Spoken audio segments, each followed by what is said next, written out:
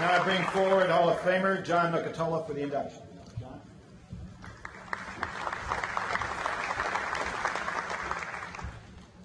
These lights are glaring.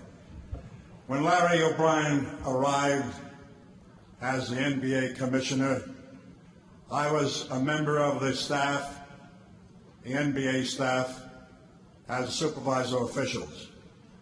Upon his arrival, he said to me, "John, you're a basketball man. I'll need help from you."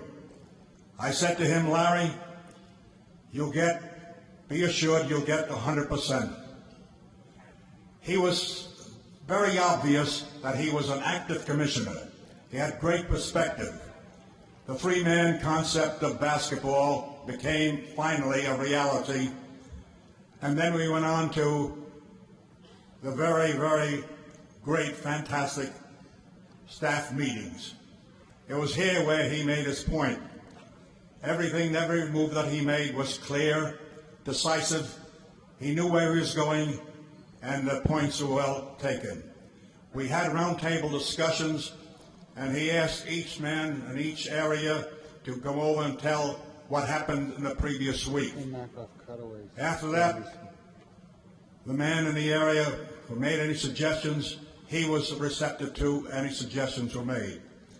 That went on for weeks. Previously, I continued to become impressed with the manner in which he was conducting those staff meetings.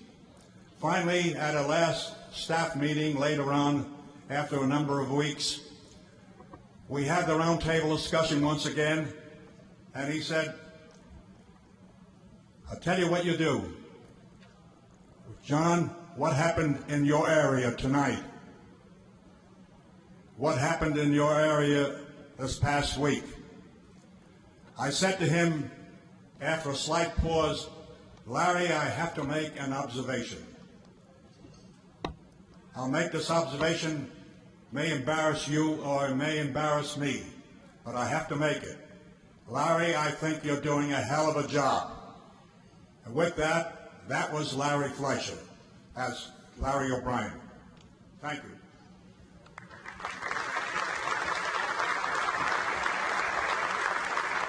I'd like to introduce Abe Pollin, who will be accepting for Larry O'Brien.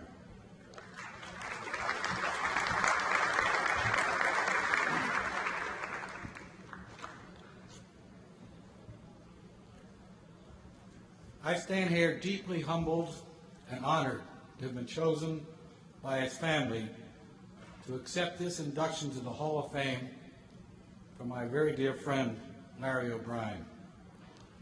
Even though I admired Larry from afar for his great achievements in the political field, I first met him when he became involved as commissioner of the NBA. And boy, did he get involved. As one who had been a part of the NBA scene as an owner since 1964, before Larry arrived, I despaired about the future of our league. Upon becoming commissioner, Larry immediately rolled up his sleeves and took charge as the true leader he was. He recognized at once that the NBA had to settle the Oscar Robertson suit against the league and absorb some of the ABA teams into the NBA.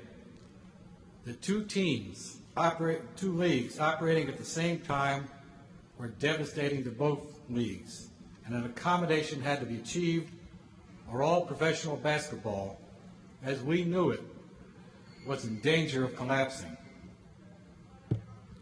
As one who worked alongside Larry every inch of the way, I must tell you I have never witnessed a more skillful negotiator at work. He was always the same, always, completely fair, tough, and persistent. He never quit, whether it's 4 o'clock in the afternoon or 4 o'clock in the morning. He wore us all out with his unbounding energy, and he never rested until he achieved his goal, a fair deal that both sides could live with. Finally, by April of 1976, the NBA and its players ended years of the litigation of the Robertson litigation by signing a new collective bargaining agreement. The way was now open to unify the world of professional basketball by absorbing some of the teams, ABA teams, in the NBA. Larry appointed me chairman of the merger committee, and again, I was able to observe this remarkable man operate. I am sure no commissioner of any sport so immersed himself personally in the tough negotiations that Larry did.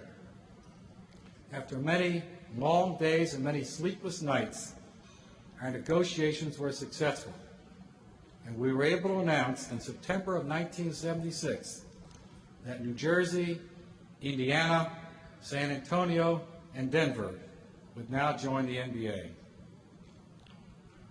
Perhaps Larry's greatest achievement in the NBA was his leadership in negotiating a landmark collective bargaining agreement between the NBA and its players in March of 1983. This agreement called for a salary cap and the sharing of the NBA with its players, the future growth and success of the NBA. The salary cap and the revenue sharing in the new agreement were truly revolutionary and have led to the tremendous growth and prosperity of the NBA itself. Larry O'Brien was the man who made it possible. Larry's toughness and persistence were matched by his warmth and pleasant personality. One summer, my wife Irene and I were touring Ireland, and I got a call at our hotel. The deep O'Brien voice came over the phone. "Hello, Abe, this is Larry. How he found me, I'll never know. But for the next 2 days, he and Elva were our tour guides, hosts, and friends. It seemed everybody in Ireland knew Larry, and everybody loved Larry.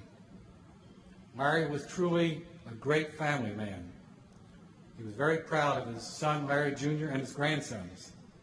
And we shared many stories about our grandchildren and how great it was for both of us to be a grandfather. Whenever he spoke of his family, his eyes would shine, and that O'Brien smile would become very evident. Larry O'Brien was truly a great, great man in every sense of the word. He is missed and will always be missed by all of us who truly loved him. Thank you.